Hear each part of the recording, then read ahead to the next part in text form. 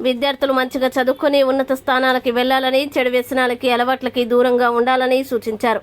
విద్యార్థులు యువత డ్రగ్స్కి దూరంగా ఉండాలని, అందమైన జీవితాన్ని గడపాలని అన్నారు. యువత విద్యార్థులు డ్రగ్స్ వంటి మత్తు పదార్థాలకి అలవాటు పడి జీవితాల్ని నాశనం చేసుకోవద్దన్నారు. ఈ కార్యక్రమంలో జైపూర్ ఏసీపీ వెంకటేశ్వర్లు, చెన్నూరు సిఐ రవీందర్, తహసీల్దార్ తదితరులు పాల్గొన్నారు.